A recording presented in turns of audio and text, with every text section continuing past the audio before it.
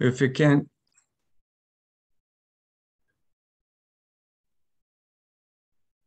okay. Can they see anything? I can't still. Oh, that sounds good. Okay. Does that work better? How about this? Can you hear me?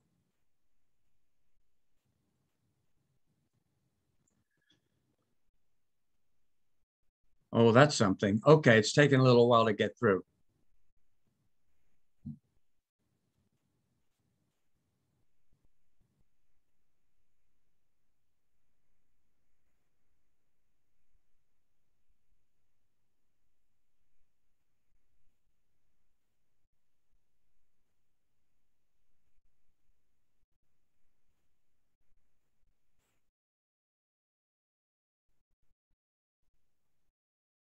Okay, that works.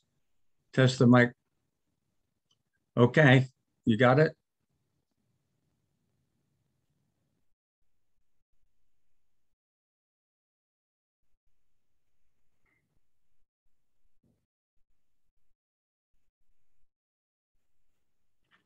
Okay, it should work now. Okay. Uh, okay, well, welcome to the second awarding of certificates on the Patchwork for Wildlife project. And we started this year on Earth Day. We awarded the first 15 certificates, and we've gone on from that. And we have quite a number more now to do. And we have quite a number of people showing up. So this should turn out pretty good.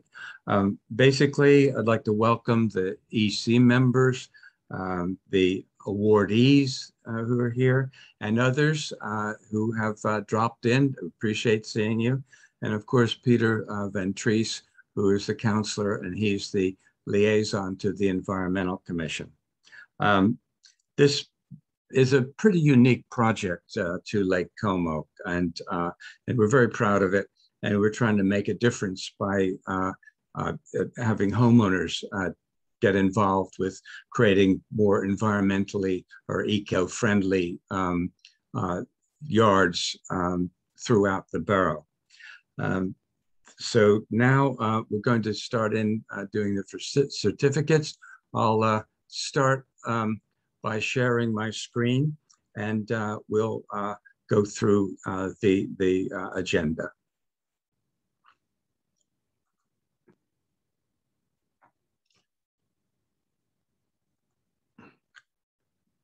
Okay, well, here we are. This is the project is the Patchwork for Wildlife, and the idea is to mobilize residents to create an extensive environmental landscape, including habitat and food for wildlife and pollinators, all 1 yard at a time, okay? And if we do parts of 100 yards, we'll have the equivalent of an acre of eco-friendly land, and that's not easy thing to do. That's very much to be valued because Lake Como is completely built out. Okay, Dr. Weber is the chair of the Environmental Commission. I run Candide's Garden and Friends, and Peter Ventris is the counselor of the Environmental Commission liaison. Our approach is to evaluate ways homeowners covered the ground based on 15 example yards, which we dealt with earlier in the spring. We award certificates of achievement. We're creating an incentive program with nurseries and contractors, and we are displaying the results on our GIS map. And we use Candide's Garden as a source of actions which can be taken. And I think we'll go over that now. There's Candide's Garden. We see it as a comprehensive menu of environmental solutions. Candide's Garden, the name comes from Voltaire's character in his novella, Candide. And there's Voltaire lifting the wires up so you can see Candide's garden. And that basically Candide's garden consists of 5 layers. First of all, there's the landscape and garden layer, where there's a variety of ecologies, garden types, and uses, which provide a menu for in making environmental improvements.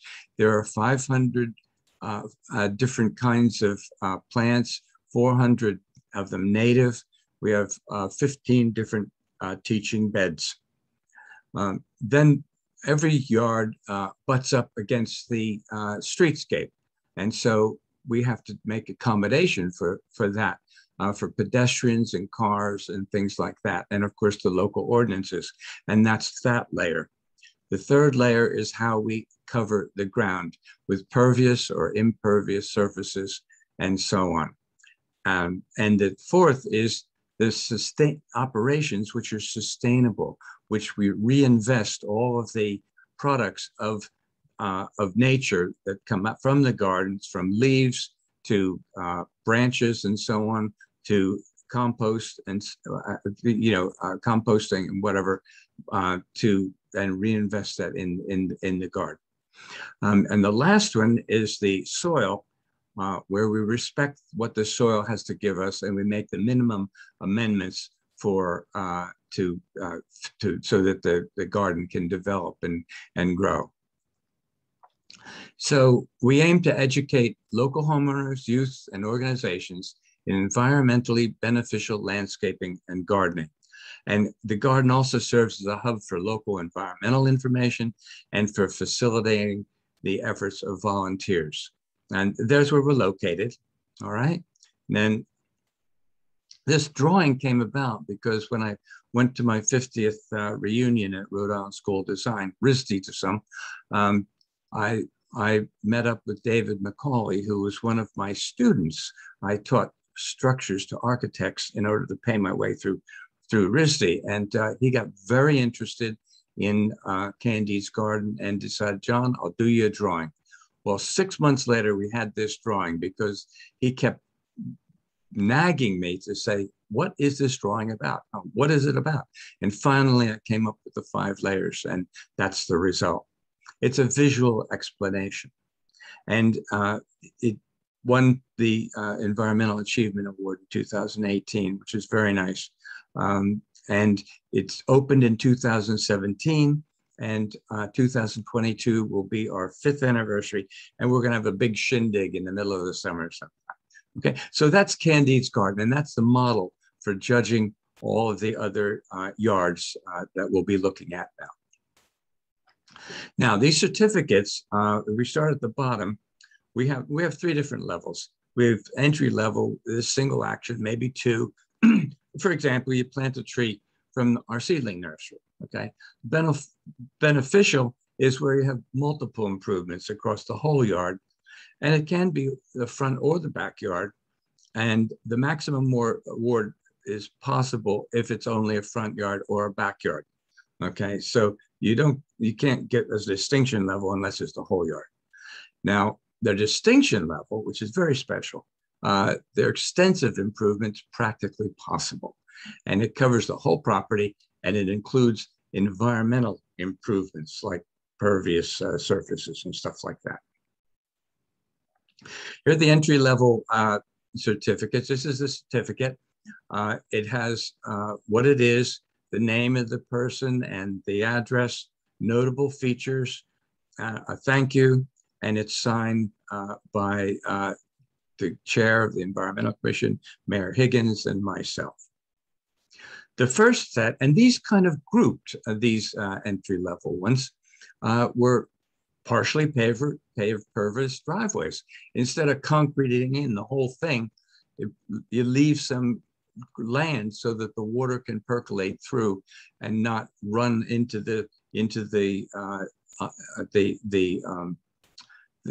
basically into the sewers and then straight into the lake, still toxic. So here they are, and on Laurel, there's San Giovanni, Vivolo, Alpa, and then on Parkway, there's Janane, Richardson, Taylor, Plodgic, and Kenny. So thank you very much. We appreciate what you've done with your driveways. Then there's plants and borders, okay? And this is, you can see there's a plant here, there's borders and inkberry holly, a variety of different wildflowers and a rose bush and so on, fig tree, another border with a combination of plants and vegetables and so on.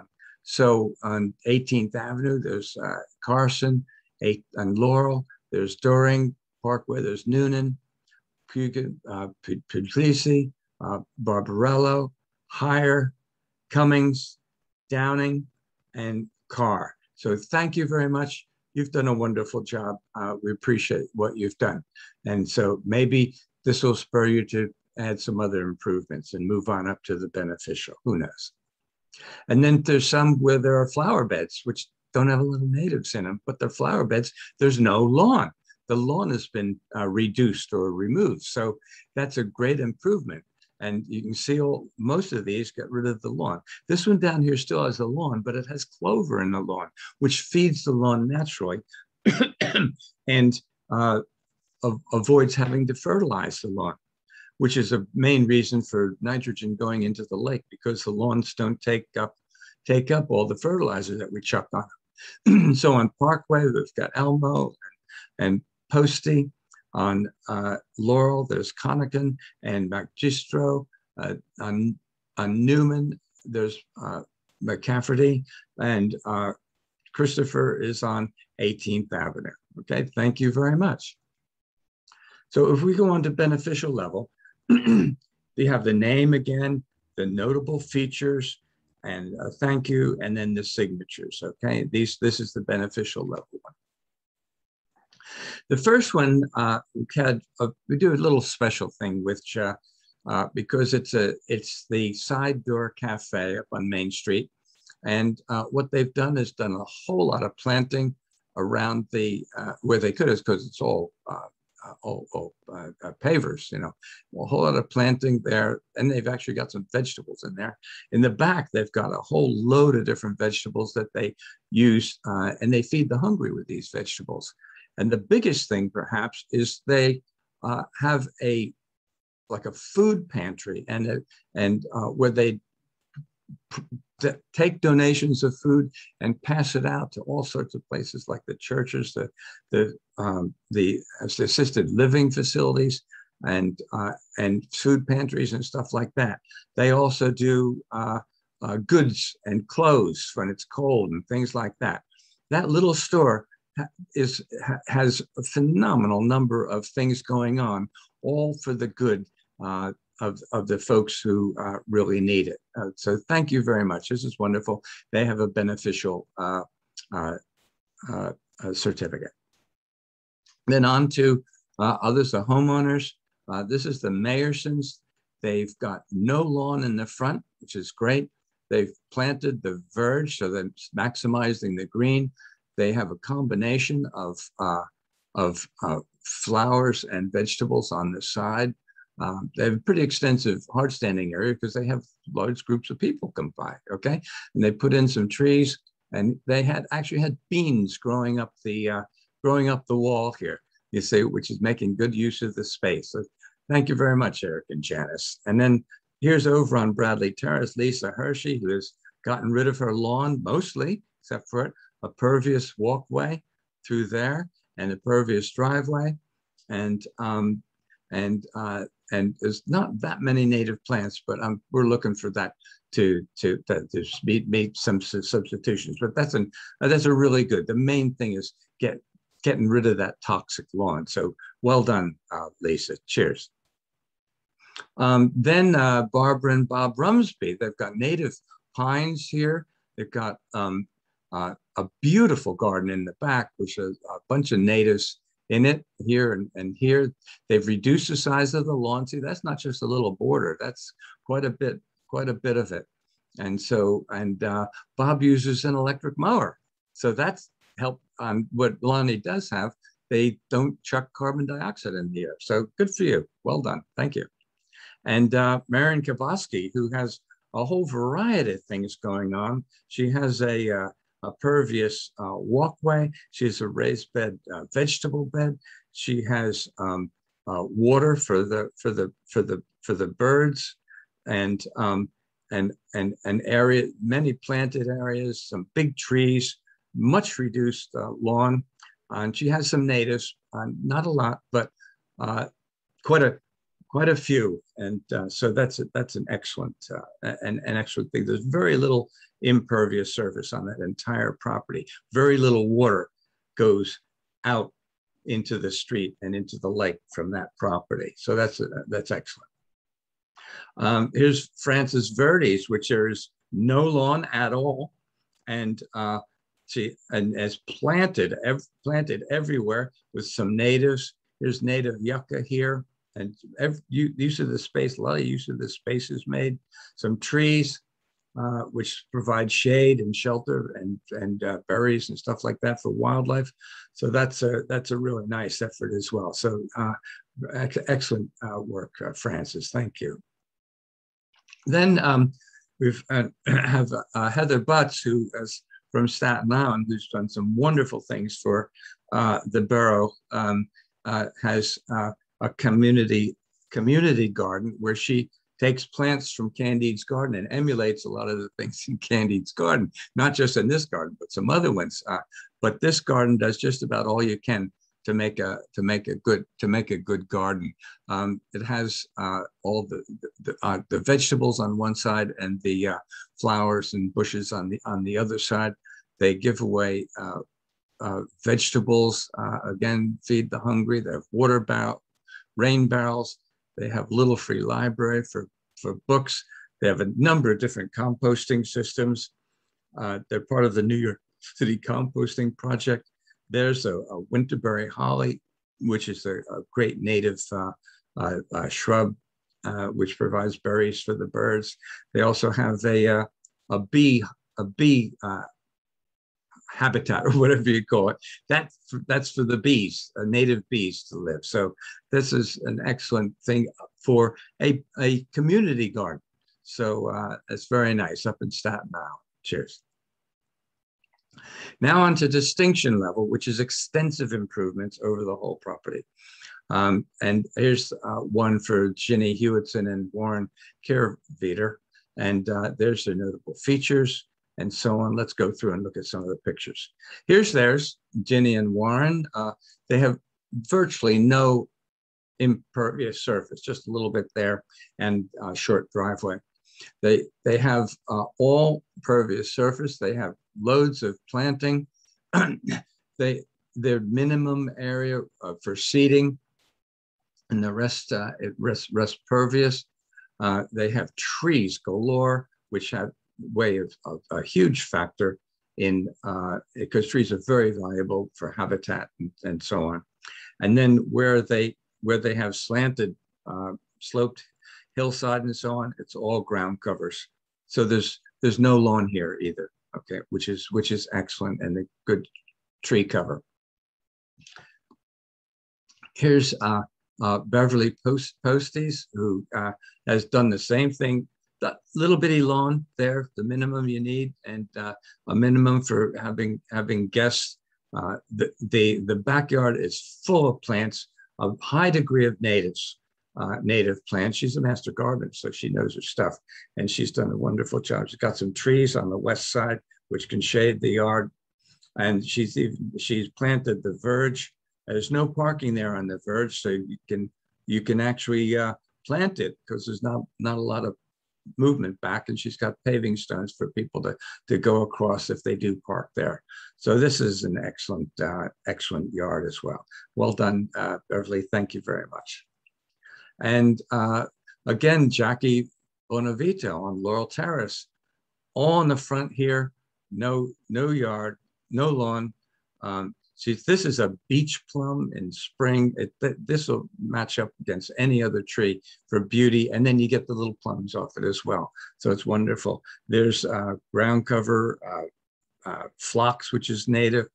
There's, and in the back, it's all full of native plants. This is almost 100% native plants, which is just wonderful. She's a master gardener, qualified as a master gardener as well.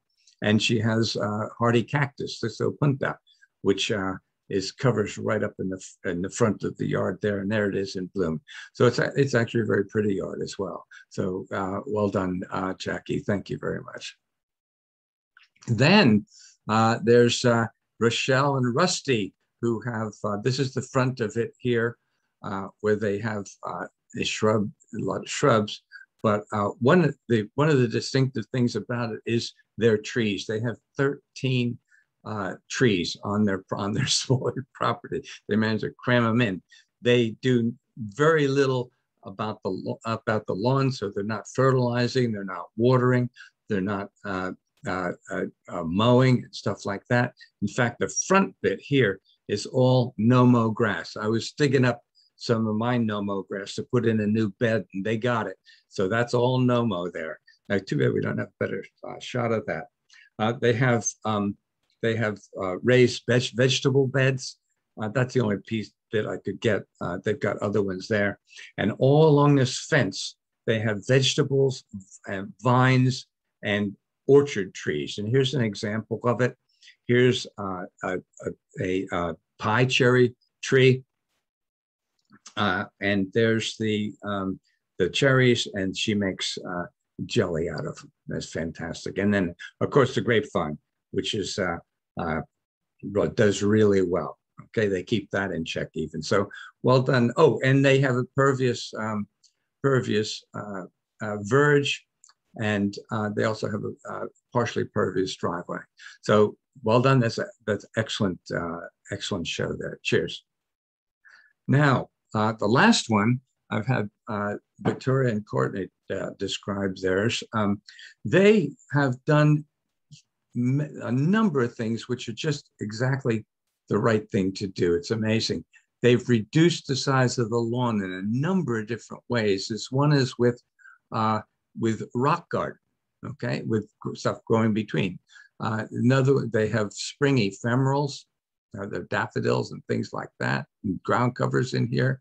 And the front above, which I just love, they're replacing what's left of the lawn with moss, so you don't have to do anything to it, and that's all moss there, and it's just moving up, and there's their pervious walkway in the front, and then in some areas where they need to walk, they've got pervious pavers there to reduce the size of the lawn. They reuse the things that come from the yard. Okay, and one of the things they reused when they had to do an excavation here, because for drainage and so on, they created a rotating drum which separated the pebbles or stones from the soil. They collected them, and that made their walkway right there. That's their walkway. So they reinvested. They reused what the soil gave them, which is a very interesting idea. Then in the back, the fruits and vegetables, they have a protected vegetable area, so they get to eat some of the vegetables. The wildlife don't get them all, you see, and they have a variety of things there. They have an arbor here with the grapevine, and this grapevine is just going everywhere, and they're just following it and creating shade wherever the grapevine goes, which is a very natural way to deal with things. And of course, the grapevine provides shade for the very small, limited seating area. They have pollinator beds. This is like boneset and all native plants. There's a lot of native plants in here, and of course, sage and so on. So there's a lot of nice ideas in this garden. There's more than even this. So that's well worth it. This is excellent. So thank you very much. And thank all of you for all of your work at whatever level you're working at. It's excellent. So now moving ahead a bit, we tried saying, okay, well, let's see if we can put these these the certificates in our window or something. And some people did it. And that's what we got, which isn't much of a show. And the idea is to make a distinction, make something and encourage other people to do it. So what we're trying next is we're going to create yard signs so it's easy to display the certificate and add a QR code so you can get the information on the yard, you see, and then hopefully hold an environmental garden tour. I think Earth Day might be a little early, but maybe sometime during the summer. And people can put out the signs on the yard, have visitors, and just see how that works. So that's an idea. That's the next idea of what we're trying to do. We're working on putting the gardens, showing the gardens, the yards on the GIS map. And you can see the entry level is a dot, beneficial, you fill in the yard, and distinction has the little star. And there's the first 15, and we have to automate this. I did this by hand. It's an example. I did it. We have to automate this so that as we fill in our spreadsheet with the certificates, then it automatically publishes on here.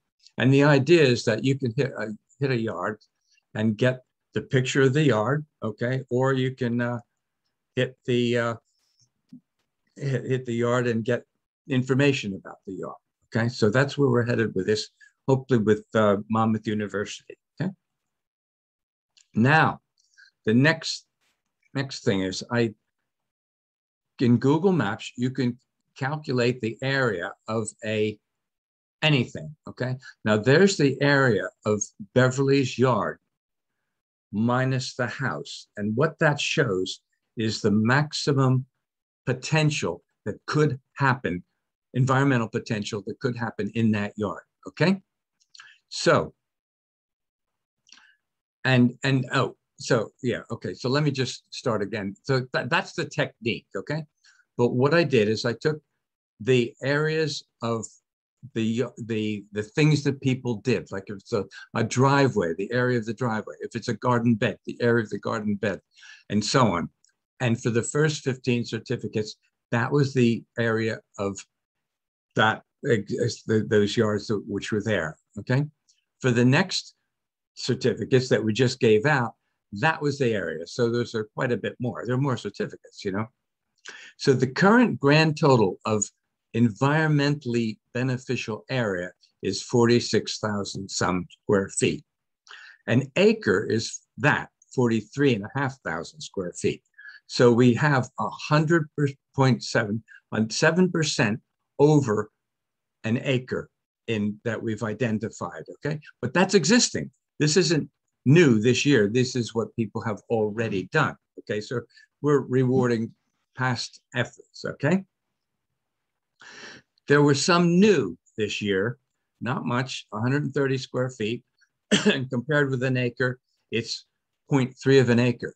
Our next challenge is to go for, one of our next challenge is to go for adding new area of environmentally a good area, and aim to get an acre on that, okay? So then I looked at Parkway as a typical street, not as typical, but a street. If you take the gross area of Parkway, like the road back to the property line, the full length, just a big rectangle, that's the area of Parkway, okay? The open land area, like what I did for Beverly's yard, is 88,000 square feet. That's the potential. That's the most you can have of environmentally beneficial land, unless you remove the house, then it's more. This is the gross area minus the houses, okay? The certificates area along Parkway is a little over 10,000 square feet. So that the environmentally beneficial area along Parkway is 11.9%, okay? 88% is not environmentally beneficial. There is the magnitude of our challenge, okay? If we to improve on that. So we put back some of the environment that we've taken away, okay? Now, our first new improvements. Debbie Hilliard over on Marjoram got a dogwood from the seedling nursery on Lake Memorial Day, and she's actually made it to some memorial to one of her family members. Okay. Um, Kristen McKelvey planted inkberry hollies along the front of the house. She's put a hummingbird vine along the fence, and she's planted the verge with some lovely wine cups. You'll see them next year. She's over on Pine Terrace. And so the total area of that plus that and that is 130 square feet. So it says there's 130 new square feet. Now we got to get some more new square feet. Okay. What are we going to do in 2022? Okay. Cheers. Now, here's something that sort of comes up a little later, and it's trees. What do we do about trees? They're actually another layer above the garden. You can have native plants underneath trees. And so how do you count it? You see? And are they important? Well, here's the number of butterfly and moth caterpillars supported by different types of trees. Oak supports over 500 different species of butterflies and moths, just not counting birds and squirrels and all the rest of it, nothing like that, okay? And so it goes. These are all wonderful plants. These are excellent trees. Here's a linden, which is one of its nicknames is the bee tree, because it actually supports loads and loads of bees, not just butterflies and moths, but bees, you see? So this is why they're so valuable. But how do you count the area? So what we can do, we have a simple calculation. We'll assume a tree's leaf surface area has a rounded top, okay? And the surface area of a long, like hemisphere is 2 times pi, which is just a number, times the radius from the trunk out to the drip line to the leaf line times the height. Now that's an easy calculation. So for example, a tree that's 20 feet wide by 20 feet high, okay? Well, the radius is 10, 3.14 is pi, and times 20 is the height. The tree's useful area is 1,200 square feet, that tree, okay? The flat surface is pi r squared, and that's like 3 times 10 times 300 square feet. So that tree, a 20 by 20 tree, is worth 4 times the area of what's on the grounds. And trees are a lot taller than that sometimes, and leaves are more inboard. They're just not all around the surface like a hedge, you see? So I've seen estimates up to 10 times the value of what's on the ground. So trees are starting to count more and more. And I think there was a middle column in my spreadsheet where I'm going to go back and I'm going to look at the surface area of all the trees, of all the certificates we've given out, and put a number on that so we can have a value at that. Okay, so that's how we're folding trees into the whole assessment. So where we go from here, we have our template, the first 15. There was no need to change them. You'd be able to see all the new yards fit somewhere on this template. And we may find a yard which is different, which we've got room to add them over here and stuff like that. So, and people can actually look at this, see if my yard is like this or this or this, and then almost self-certify. So we're going to go around and do more yards. I also did Laurel Terrace. We're going to maybe go over to Briarwood and Pine and Briarwood and just work our way in through the area. Okay, that's with existing, but we're going to focus on also doing the new areas. So now people ask, how do I get help? I go down to the local garden center. What's a native plant? I don't know what they got. You know what I mean? So what we're aiming to do, another thing we're trying to do is to make it easy to do it. Okay. And if you want to poach a whole lot of plants, you can get them wholesale, and they're and tax exempt. If it's on public land, you can do it through the borough. Okay, if it's on your yard, you can come through Candide's Garden, which is a 501c3, a tax exempt nonprofit.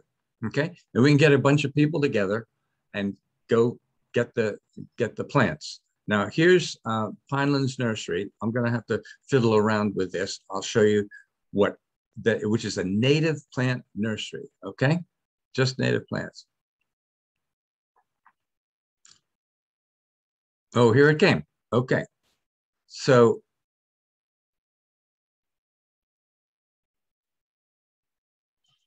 I want to do a new share. Okay.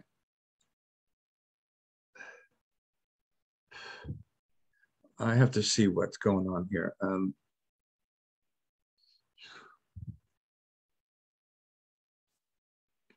Okay, here, I think I got it.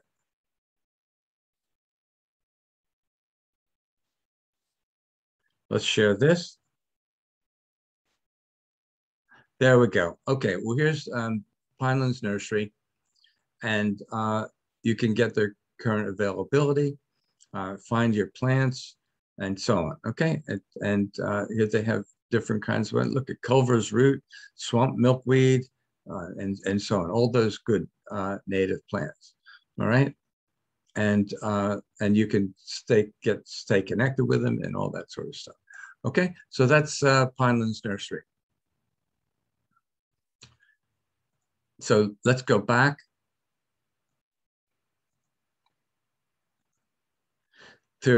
So if we want to do retail, okay, you've had not that many plants or whatever, there's Pinelands Direct.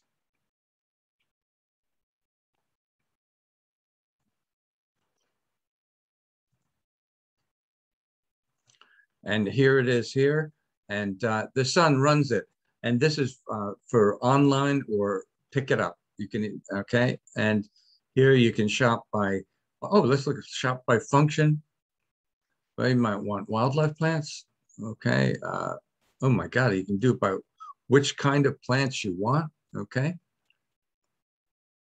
Or you can do by plant type. Oh, yard type, how about this one? Do yard type. How about plants for shady yards? And here you go, okay. And there's how it works, all right? So that's that one. Now, I don't want to get my hands dirty. I want somebody to plant it for me, design it and plant it, okay? Well, here's a company which has just done the trees on the median on Parkway. It's a husband and wife team. Jason was the horticulturist at Rarefied Nursery, which did a large number of native plants around Jackson, and they've had this little company. And let me show you a little bit about this. There are others, but this is a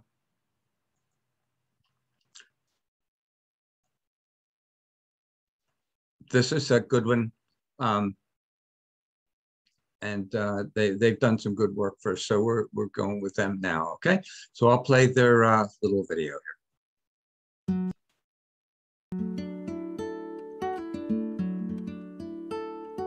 So here we are in the backyard woodland garden in Pine Beach, headquarters of the Little Plant Company.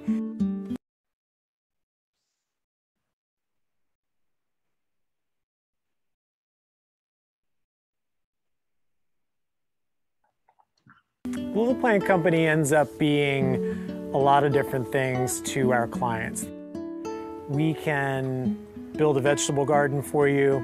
We can plant window boxes for you. We can design a native plant garden for you. We can also sell you a bouquet of flowers. So we've fallen into several interesting and unique niches where we can serve a lot of people with all the different things that we're doing, especially on the garden design end. We really feel like we stand not so much alone, but stand apart from other companies in the fact that there is an educational spin to what we're doing, and we want to empower our clients and homeowners and arm them with the information that we know and that we are passionate about. On certain occasions, I've had people who've received a bouquet and they've said, wow, these flowers, you know, you grew these flowers and, you know, oh my gosh, well, you can install these plants in my garden so that I can cut these flowers and have them for myself. So we are able to provide cut flower gardens for people where they can empower themselves to grow their own flowers and cut them, and all the while being sources of pollen for insects, butterflies, and making them happy having the flowers in their house and garden.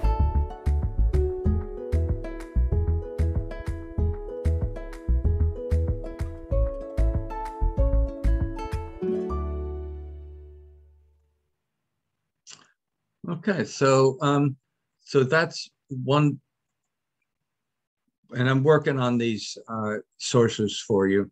And then by the time we, you know, start to be the growing season, people buy their plants. It should be much easier. One fellow I was talking to just recently, he said, I want to get rid of the gravel. I want to put a lawn in. And I was going to say, well, okay, maybe you could do something a little more environmentally beneficial than just a lawn. The lawn's better than gravel, but you could have maybe some plants. And if you're too busy to, you know, do it yourself, we can help you. Okay, so that's where we were with that. So looking ahead, we're planning to have semi-annual award events, Earth Day, and the EPA anniversary. That was Dr. Weber's idea. So what a great idea. Yeah, and so every year, twice a year, keep doing this. And then there'll be two streams on this. One is to continue recognizing existing eco land and just see where we are, establish that baseline. And second is to encourage and recognize new improvement. And that's where the rubber hits the road. That's where the incentives come in, and awards and stuff like that, which we have to work on to really encourage people. And then of course, eco garden tours, perhaps in midsummer and maybe annual. I don't know. We'll just have to see. Okay. And then what do we get out of this? What are we hoping to get out of it? First of all, we have increased support for wildlife and pollinators. Okay, that would recreate some of what we took away, okay? And reduce the volume and toxicity of the stormwater entering the lake. And, oh, by the way, improve the aesthetics in the neighborhood, make it a nice neighborhood. And the goal by 2024, this is our latest goal, okay, is to have 100 new improvements, and that'll roughly, we'll probably get an acre out of that, okay? Which would be like having our little park. But in each separate yard, and then use that to create another of our 6 environmental destinations. So Peter Ventris has some comments I'd like to make. He talks again about this being he's very pleased that this is a unique project to Lake Como, which, thinking of attracting people to Lake Como and the reasons to be here, this is this type of project should help out with that. Second thing is it appreciated that it's an excellent presentation with people participating in it, and there's a lot of hard work that people put in, and a lot of creative ideas that have come out of people working on their yards. And almost the most important is the fact that there's a community focus and community participation in this, which is kind of nice. It's not all coming from the borough; it's coming from the community and supporting the borough. So anyway, this is very appreciative. And I'd like to thank Dr. Webb, the people who spoke in the presentation, Dr. Weber, Andrea Thrush from the side door, Heather Butts from the bocce court garden, Victoria and Courtney for their distinctive garden, and of course, Counselor Peter Ventris. So Thank you very much. And thanks for watching. And we'll see you on Earth Day in 2022. Cheers.